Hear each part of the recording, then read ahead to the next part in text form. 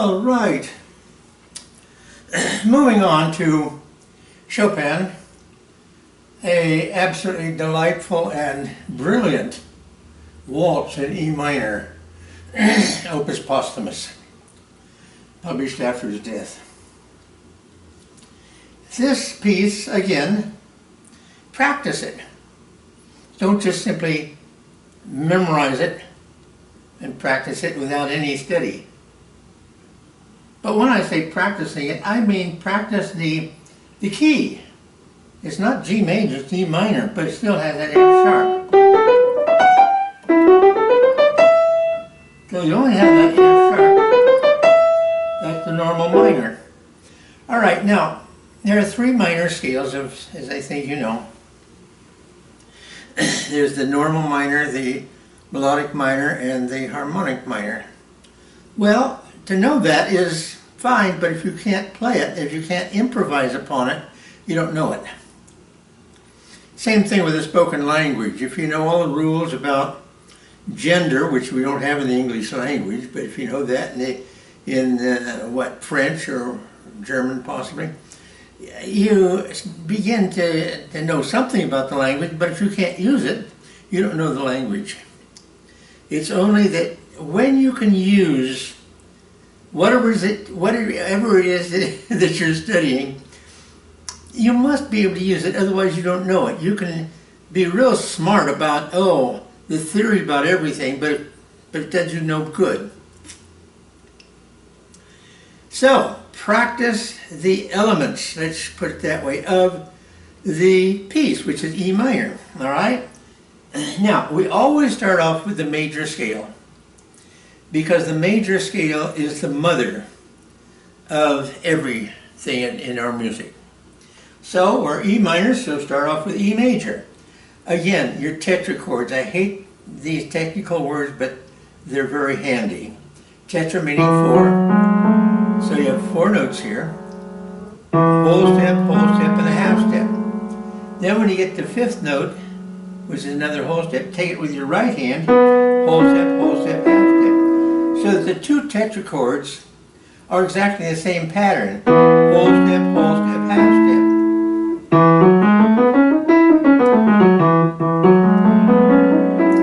Okay, the minor, just simply lower the third.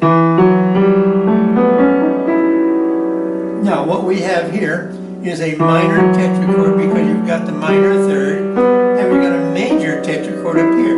Because this is the same thing as the B major, and then the fifth one, F sharp, whole step, half step. There's no relationship there, but I just thought I'd point that out, that your upper tetrachord, if it's major, is also then the lower tetrachord of another scale. It's interesting. Do that several places. A flat, for instance, whole step, half step. The fifth note scale, whole step, half step. Well, E flat then is the major tetrachord of the E flat major scale. Then 5, whole step,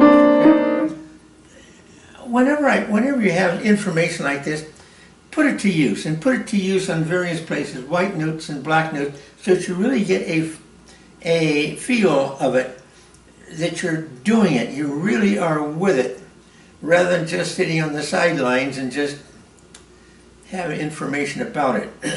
That doesn't help much. Okay. So now the E minor scale then has the minor third,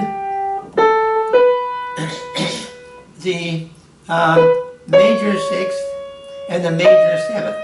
So the minor third, the major sixth, and the major seventh. Now the major scale has the major third, the major sixth, and the major seventh. The normal minor, getting a little ahead of ourselves here, has the minor third, minor sixth, and minor seventh. So just lower each of these three notes. Minor third, minor sixth, minor seventh. Major third, major sixth, major seventh. Do that on all black notes and white keys. You will, by doing that, start to understand a little bit more about the language of music. This is the language of music. The same thing in studying a foreign language.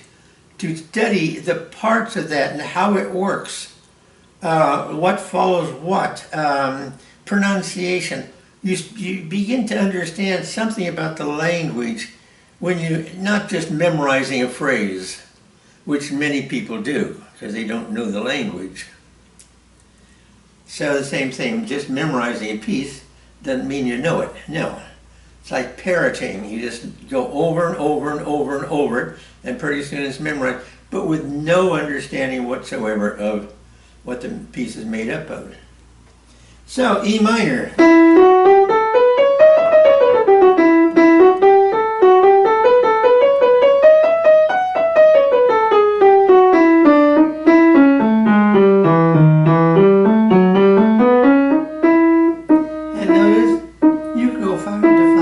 Chopin did that, therefore we can, okay?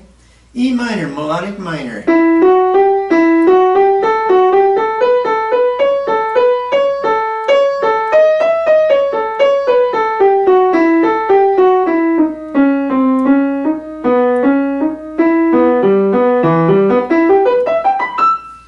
Now, you see, you can do some interesting things just by moving around.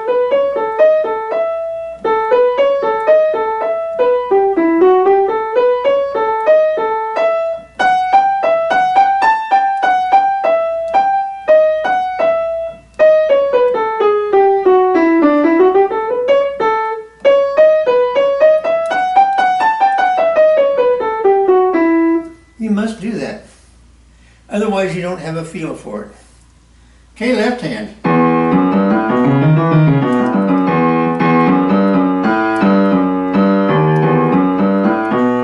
Major, 6, major 7, the root, half step up to the minor 3rd, skip up to the major 7th, down the major 6th, to the 5th.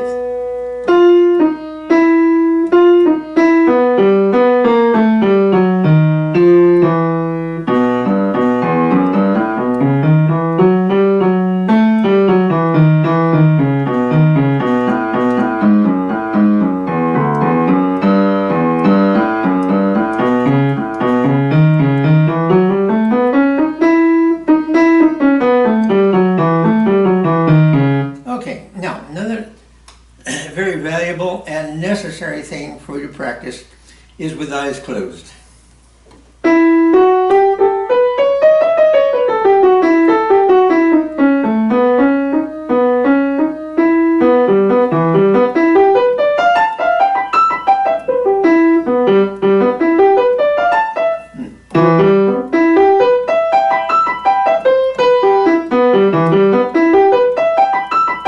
With enough practice, you get that distance there rather accurately. Practice it, because you cannot do something like, you can't do this. No, it won't work. It works, you know, and it's just jumping the distance from here to here, and from here to here.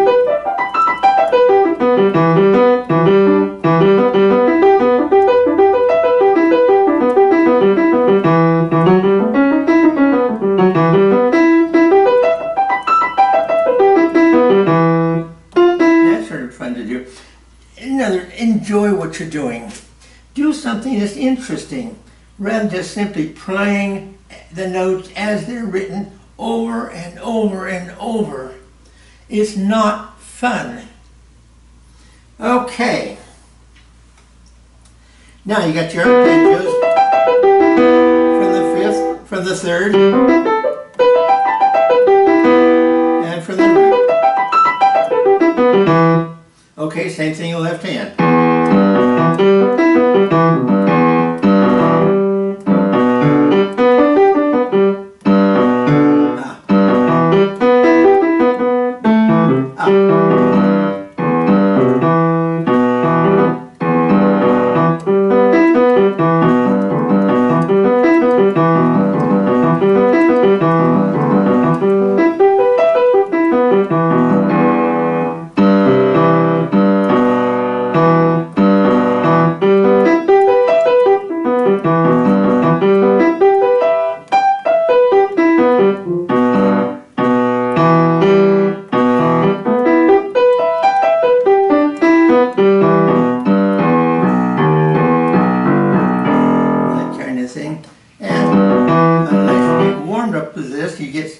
mistakes as I am.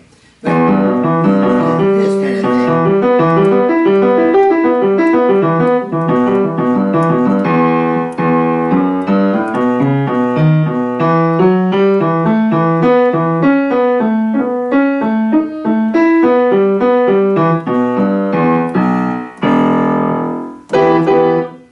Okay, then you start with chords.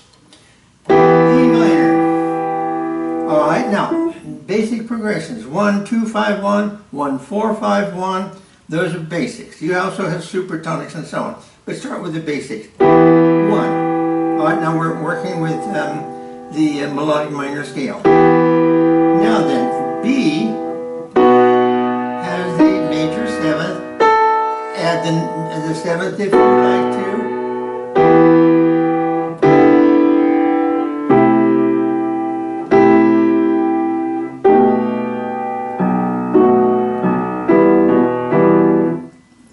You come up with some pretty nice things. Now, to put a different position here. Alright, to the subdump, which is A. Oh, isn't that nice? That's a dominant 9 chord. Major 3rd, minor 7th again. Now, when I'm speaking of these terms here, if you haven't gone through the learning the language of music with Bach, you're going to have a heck of a time with this. So, I'm sorry, but you're going to have to work at these things. It's not unpleasant, for heaven's sakes. What it is you're starting to be creative because you're starting to improvise. And don't forget, improvisation simply is choices. Do you want to do this with your finger? Or that? Or 1, 2, 3, 4, 1, 2, 3, 4. It doesn't matter. Any fingering will do because it has to do. Because if you're improvising, you can't plan it. Anything that's planned is not improvisation. Except that planning is doing something here. Now you see what I did there?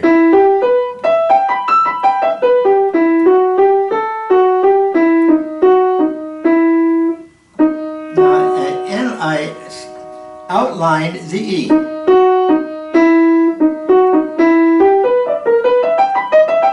And by the way, that's the introduction to it.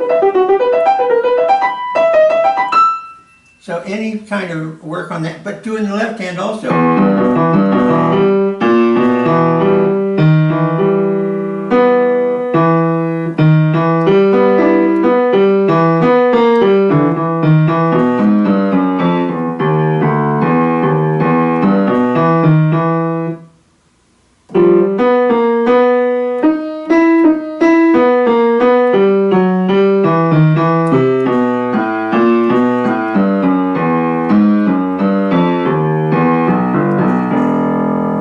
And anything goes. There's no restrictions upon you whatsoever. You play, but it must be oriented around the basic harmony. Sometimes it'll sound wonderful, sometimes it just won't make any sense. But do it. Okay, so E minor. Dominant, because there's your major 6.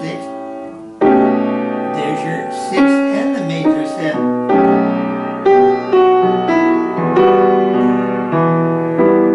Ooh, how nice, huh?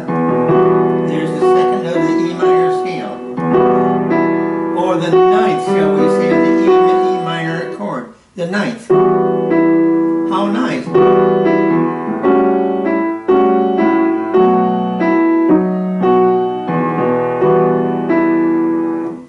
By doing this, you find some very pretty stuff, and you're increasing your ability to handle the language of music, because the language of music means you've got to improvise. If you're studying a foreign language, if you can't go out on the street and start talking to people, you don't know the language. Or if you go to a foreign country and have to take along a phrase book to find out how to get somewhere, you don't know the language. And the French are very fussy about that. You know, they don't like for coming to their country and have to use a phrase book all the time. Not nice. Practice these things. Okay, now starting off, as I say, you got that E minor chord there.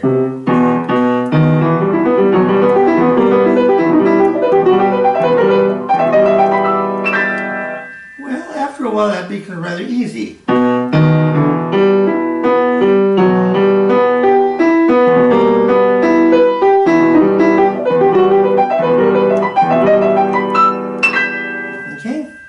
Now the next one, here's your root, here's your major third of the B dominant. Now, understand this, play it.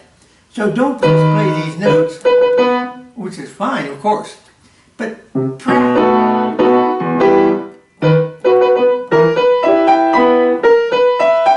Same thing as what? That there. Then.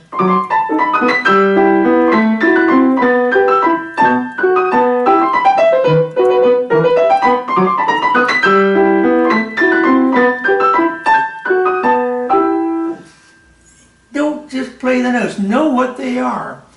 Take it apart. That's what analysis is taking things apart, seeing what's there.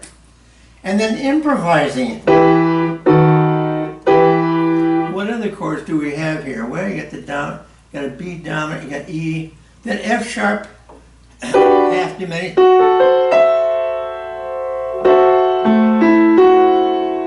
That's at the end of that second line there.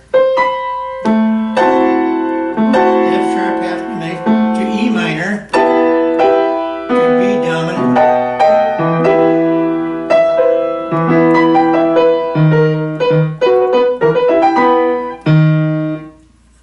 Work it out. Take it apart. Improvise upon it. Doing something so that you understand. Take left hand alone. And, for instance, the very beginning of this, see, well, there's your dominant with your fifth, your minor seventh. There's your major third. There's your tritone. Whole step, whole step, whole step.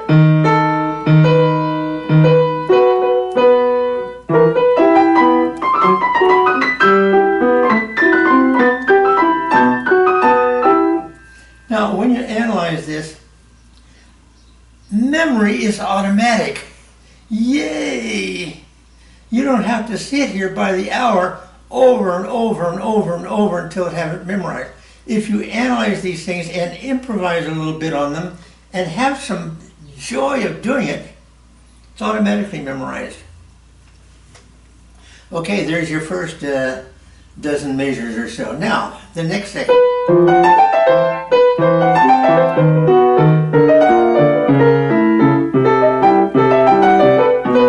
What am I doing here?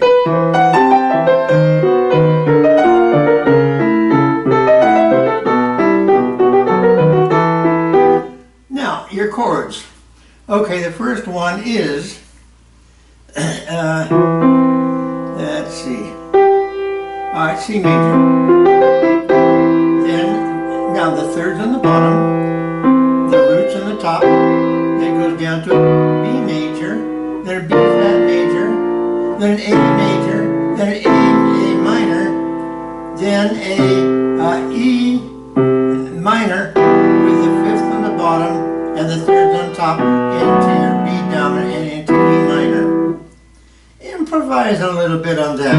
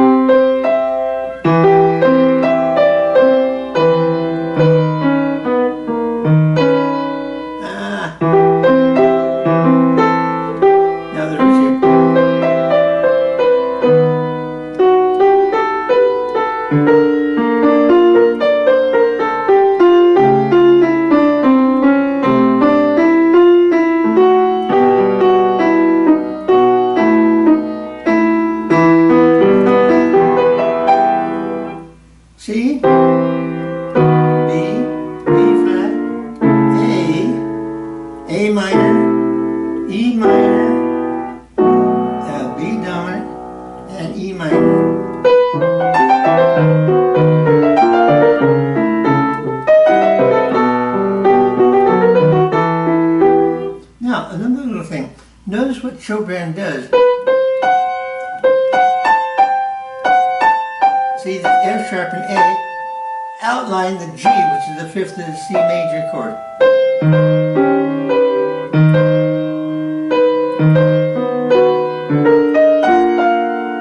Now you got your B flat.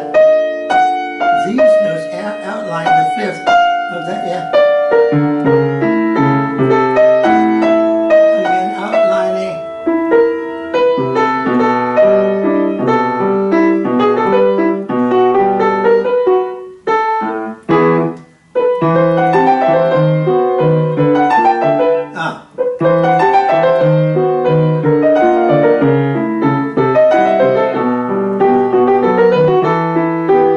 Okay, improvise. C major with the third on the bottom.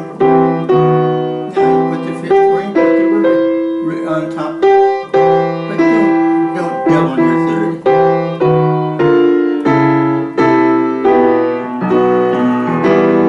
And improvise on that. Okay, going to the next section. This is a very brilliant passage here, and it's tough. Now, again, the third B, B flat, A minor, E minor, then the dominant to the tonic.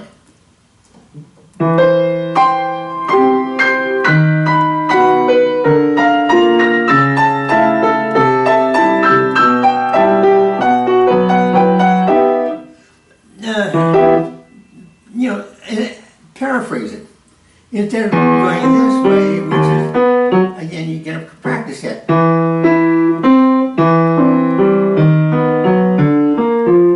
Practice it that way. And practice this way.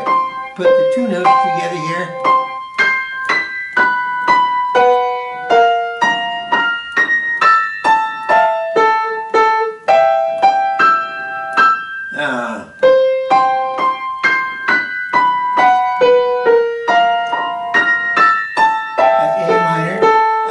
A major, then A minor, then E minor, and then finish it.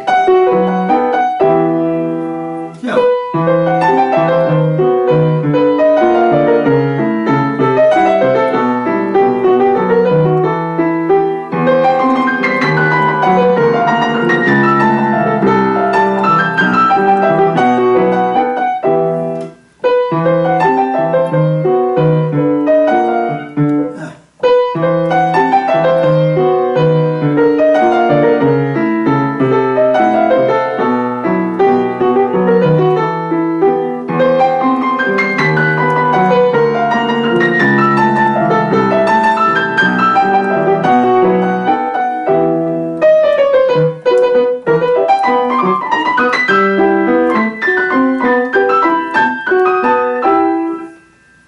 That's pretty much that.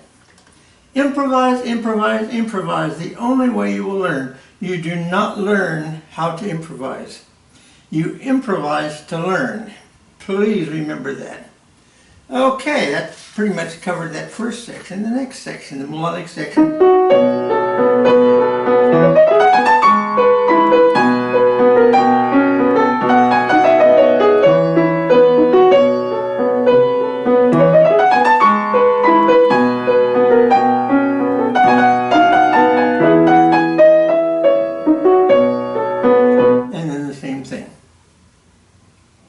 Okay, you've got always your dominants and your tonics, you know. Now there's the minor seventh.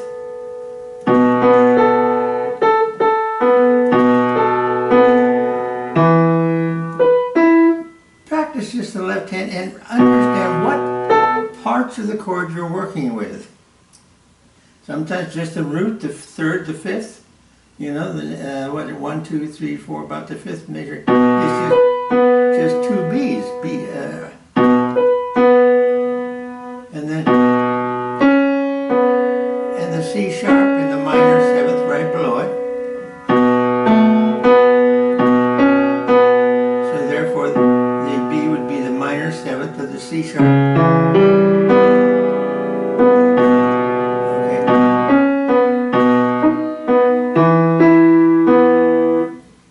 Go through and practice that and know what is the lowermost note. It's the third, it's the fifth, I'm sorry, the root, the third, the fifth, the ninth, maybe, I don't know. But find out what it is. You draw a line and you put the number under that line. Forget figured bass, it's not appropriate. Okay, it's appropriate to the Baroque orchestra because that's how they're written for the conductor's part. And the pianist or the keyboardist is always the conductor. Okay, then you come into the very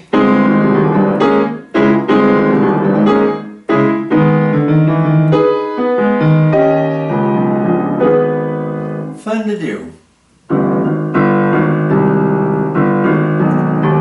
get the minor. Is it? No, it's a major.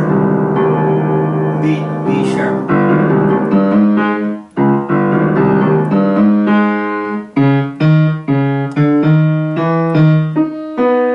Now you get the minor. So it's major here, but minor here.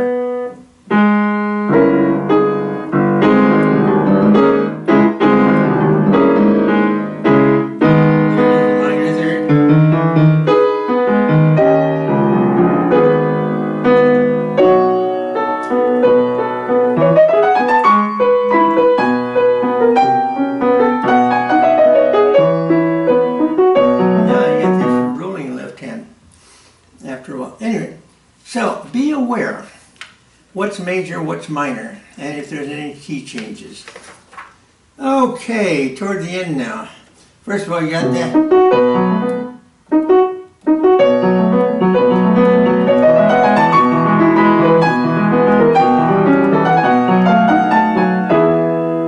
That's, you got that.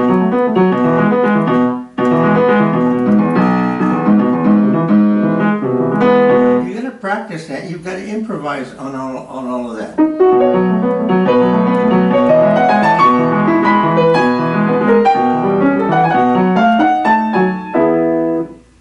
If you don't know these chords, broken chords in the left hand, if you don't know their characteristic intervals, you don't know nothing. But you know, be aware of these things and get to be knowledgeable.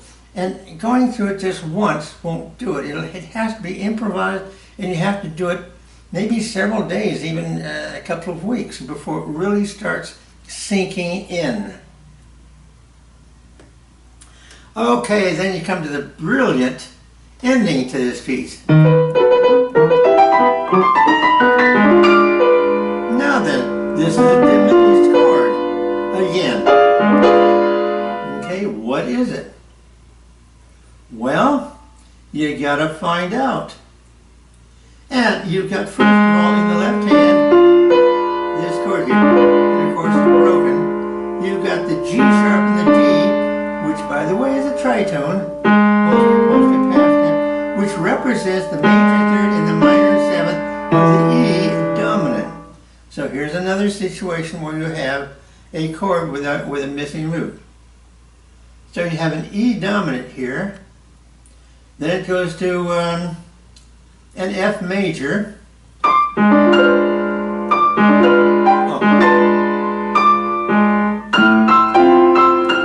So E to F. So you swing it by half step. Okay. Well, work on that.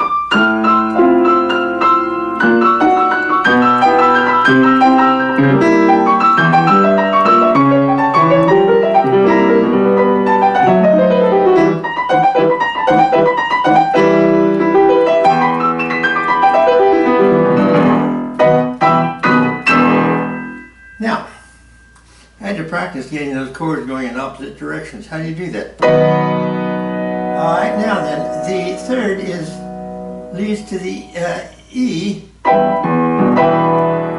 Let's see, wait. And then the fifth is the B. And then the third leads to the... Now,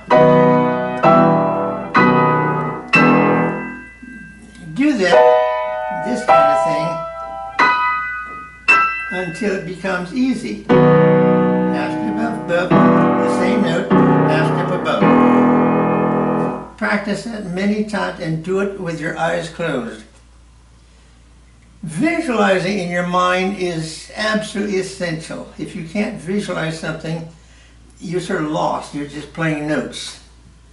And you're not seeing what's going on. Okay. That's F major, F sharp, dominant, E minor, C dominant. Here we go again with diminished chord.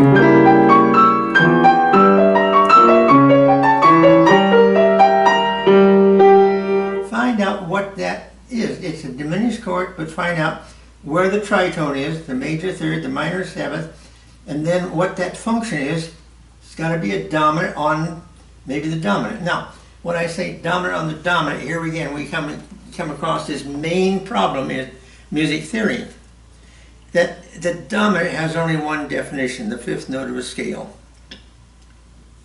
So, E minor, there's your dominant. But you can have your dominant on any note of the scale. There's your F sharp dominant. And how about E minor with an F major? So you have the F major chord anywhere in the scale, chromatically or diatonically. So, number one, chords have functions. And function is position within a scale. The tonic, 1, supertonic, 2, so on and so forth. So there is an E minor tonic chord. That's its function. There is a diminished chord, by the way, on the supertonic. And that's the only time that a diminished chord is functionable. It's a supertonic, 2. And then 3, either major or minor, because that would be your minor 6th, major 6th, major 7th. No, we're in key, that's D minor, excuse me.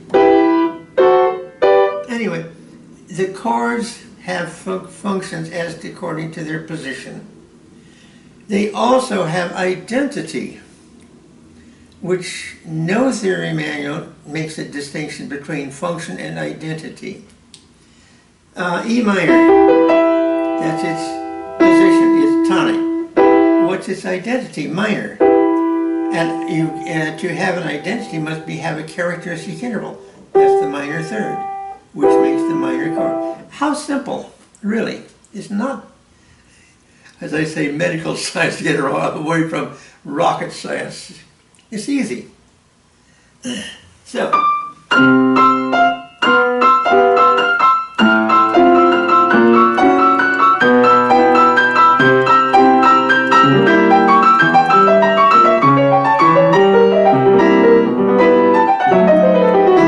now these chords, you get your little finger down low. You just can't hope to get it this way. You got to get down there.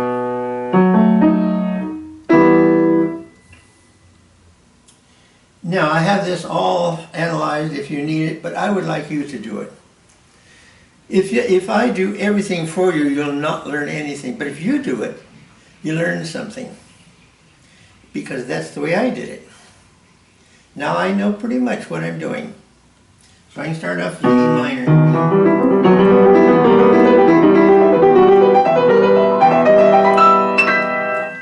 B dominant. E minor. C sharp, half diminished into the next chord. What is it? I forget. Dominant into E minor. Then this is half diminished, F sharp, E minor, dominant, E minor.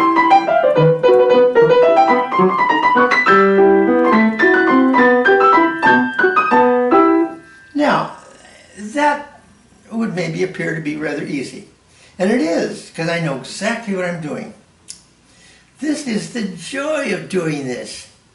Rather than sitting down by the hour going over and over and over something that you have no idea what's happening. And the poor kids, you know, the parents say it's their practice time, so practice your hour or whatever it is. And they go, oh, do I have to practice? Of course, you know, that's the attitude. Do I have to practice? But if they went in and the parents said, what is that first chord you're playing there? The kid might say, oh, I don't know. Well, why don't you go ahead and figure it out? So the kid goes to the piano and figures it out.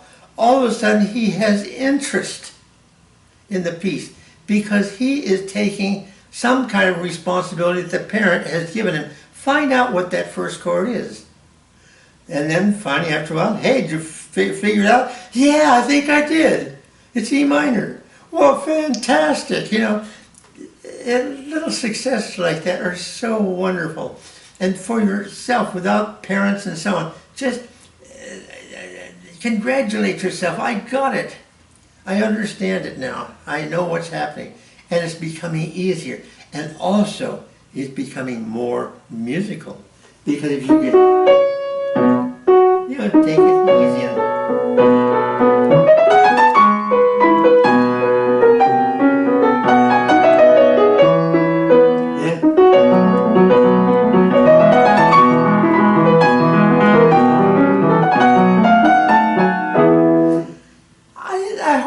practice that, except I do have to practice it because of, you know, getting the fingers to do exactly what I want. But then you have your dominance, which will generally get your emphasis and then resolve it into your tonic. And then go ahead.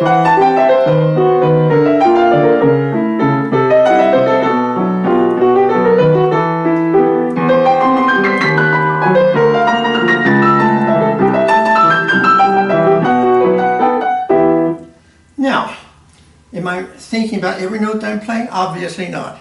I'm thinking about A minor, or let's see, what was that? C major, C major, and then B, then B flat, then A dominant, A minor, and then E minor with the fifth and the bass, and then the dominant and into the tonic. But I'm not playing exactly as written. I'm improvising a little bit. I'm changing it. So by changing things, you begin to understand a little bit about what you're playing. And the same thing here. You should be able to see how what those chords are, and you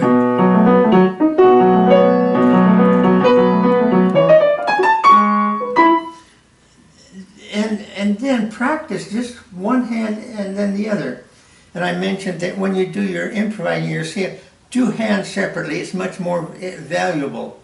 Hands together can be confusing because the hands are opposite when you're playing the piano. Little finger here is on the bottom, thumb's on the bottom here, and the opposite here. It just doesn't work very well, so work with one hand, then the other hand. Usually that's the way to practice. One hand, then the other hand, then put them together. Practice one hand, both hands separately, period. And then go through.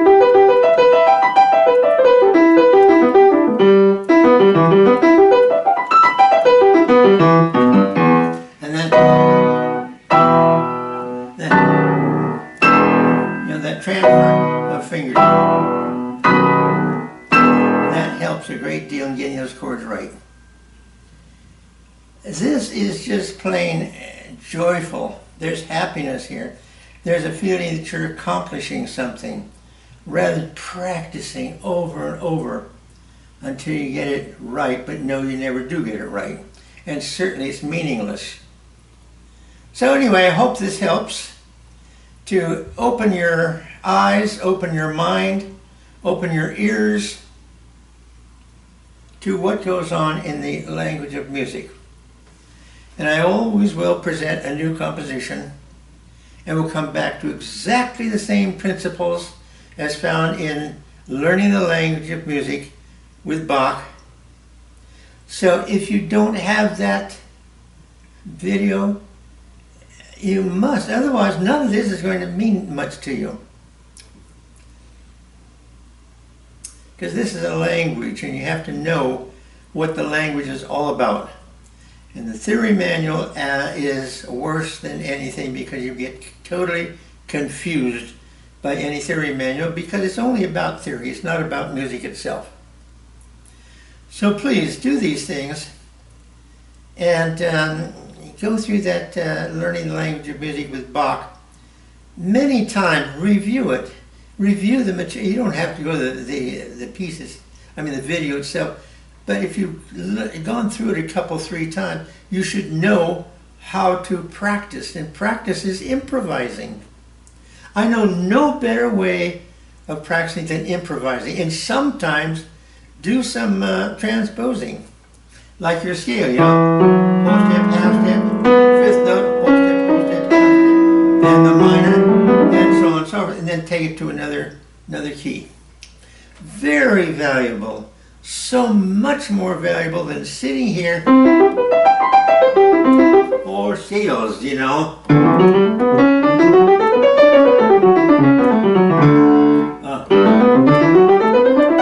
You practice that over and over, but what are you learning? Absolutely nothing except maybe the correct fingering, you know, 1, 2, 3, 1, 2, 3, 4. But there's no learning involved. You must understand that there is practice without any kind of learning, without any kind of understanding, and then there's practice through improvisation of the material. The material, C major, practice on it then.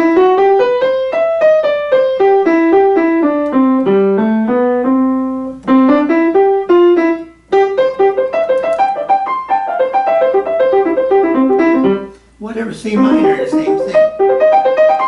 But practice your pitch, and never do this, of course.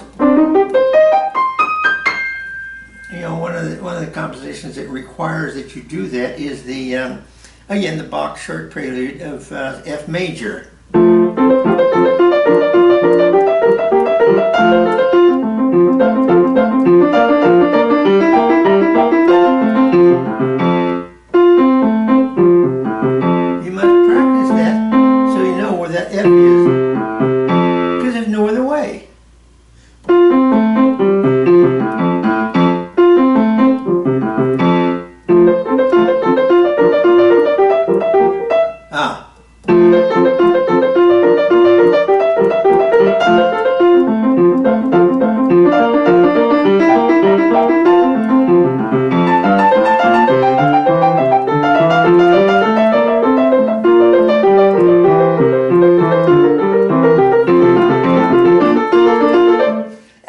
It's just so much fun because I know exactly what I'm doing.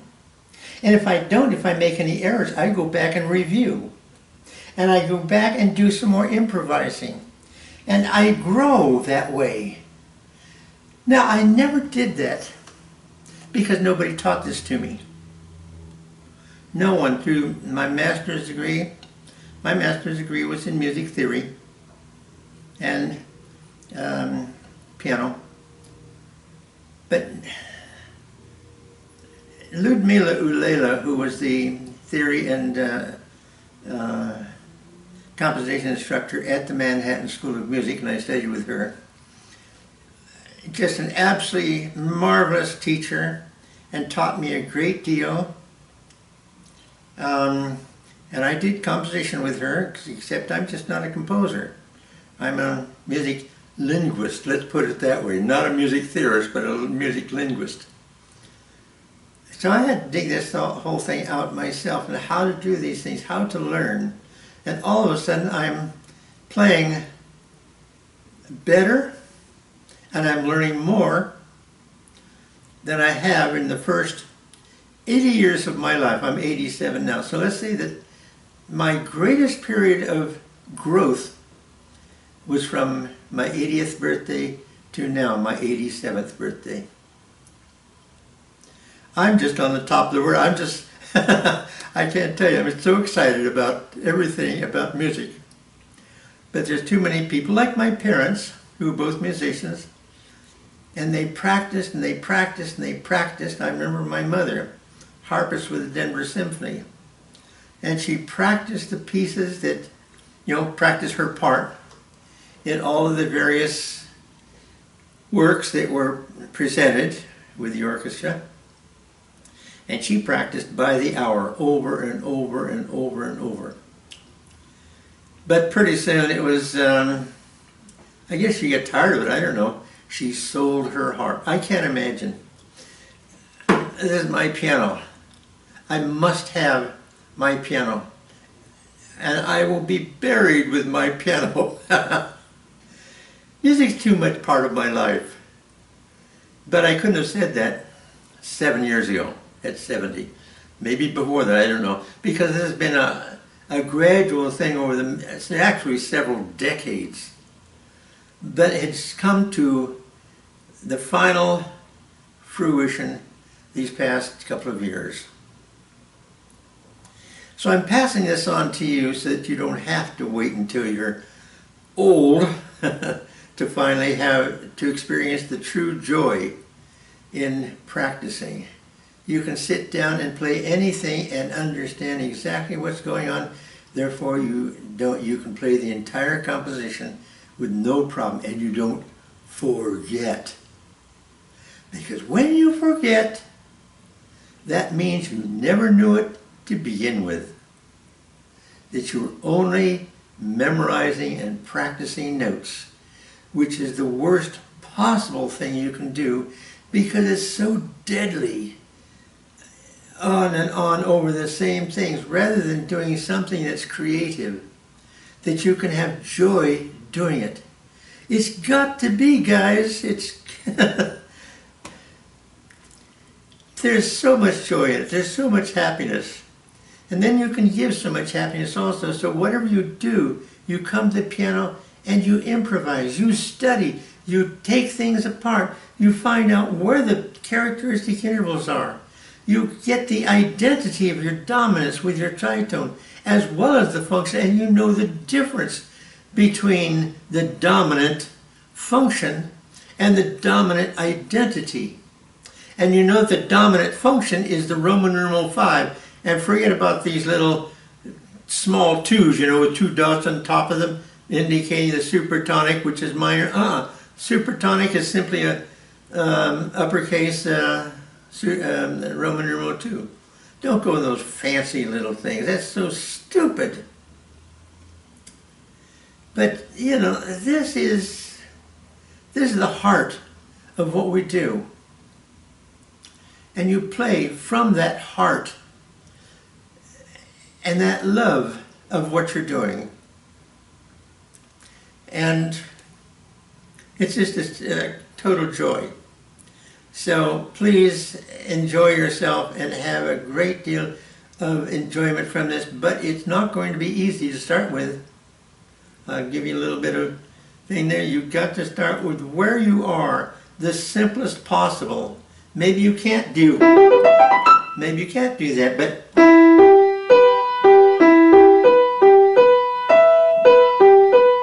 maybe something terribly simple.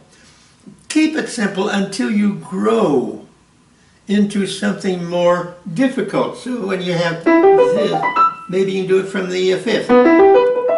Or, you know, 5th from the 3rd.